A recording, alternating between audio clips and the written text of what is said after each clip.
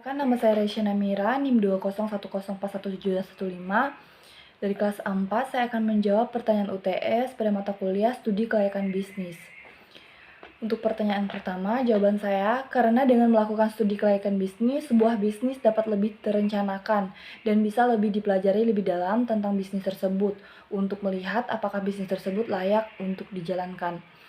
Ketika melakukan studi kelayakan pada bisnis, banyak aspek yang harus ditinjau, seperti aspek hukum, pemasaran, keuangan, manajemen organisasi, teknis, dan operasi, serta ekonomi sosial sampai imbas terhadap lingkungan.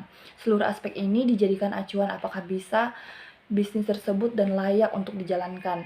Dengan melakukan studi kelayakan bisnis, perhitungan terhadap segala sesuatunya akan lebih efisien. Hal ini akan mencegah suatu proyek atau bisnis yang akan dijalankan mengalami kerugian, baik dalam hal waktu, uang, maupun sumber daya.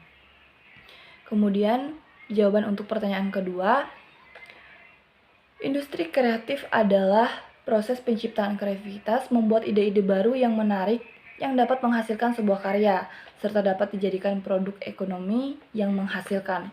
Menurut saya, salah satu contoh industri kreatif adalah di bidang kuliner.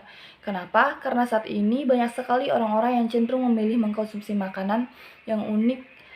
Nah, implementasi industri kreatifnya yaitu dengan membuat varian baru seperti rasa dan bentuk dari makanan merupakan kreativitas yang akan sangat menarik konsumen. Menurut saya, jika seseorang ingin terjun ke dalam dunia usaha, yang perlu dilakukan yaitu yang pertama melakukan riset pasar.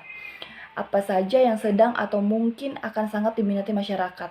Kemudian menentukan bisnis yang paling tepat dan membuat perencanaan serta perhitungan untuk bisnis tersebut.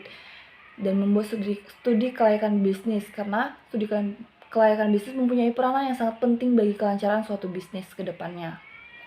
Untuk pertanyaan yang ketiga, jawaban saya adalah value chain atau rantai nilai adalah serangkaian kegiatan yang dilakukan oleh sebuah perusahaan untuk menekankan bahwa produk tersebut bernilai tinggi. Implementasi konsep value chain dalam UMKM yaitu dalam kuliner ayam. Dapat kita lihat banyak sekali outlet-outlet yang menjual beraneka ragam olahan ayam yang awalnya hanya ayam goreng tepung biasa, kemudian divariasi dibuat menjadi ayam penyet atau ayam geprek dan diproses dengan bahan terbaik. Serta ada yang pembuatannya langsung di tempat dan disaksikan oleh konsumen. Dalam konteks ini, menambah nilai dari produk tersebut sehingga dijual dengan harga yang lebih tinggi. Hal ini tentu sangat menambah nilai dari ayam tersebut. Menurut saya, hal ini harus dilakukan karena kita harus tahu apa kebutuhan pasar dan siapa target serta di mana bisnis tersebut.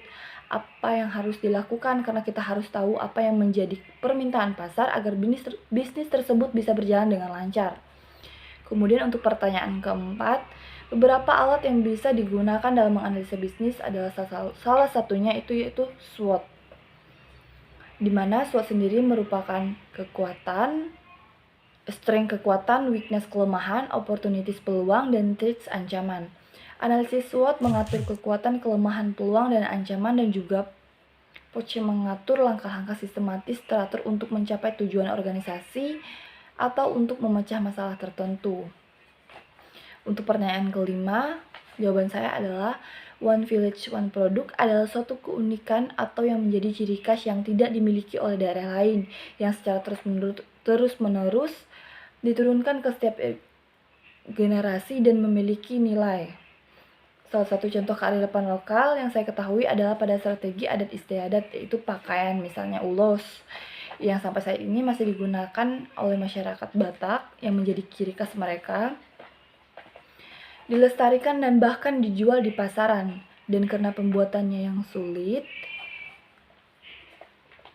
membuat barang ini bernilai cukup tinggi sehingga menambah nilai dari barang tersebut.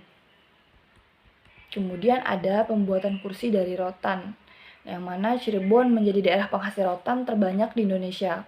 Oleh karena itu, rotan menjadi salah satu ciri khas dari Cirebon yang membuat berbagai olahan dari rotan seperti kursi, lemari, kerajinan tangan, dan masih banyak lagi. Karena barang yang langka dan pembuatannya rumit serta jarang ditemukan, membuat olahan rotan ini tersebut bernilai tinggi di pasaran. Sekian jawaban dari saya. Terima kasih.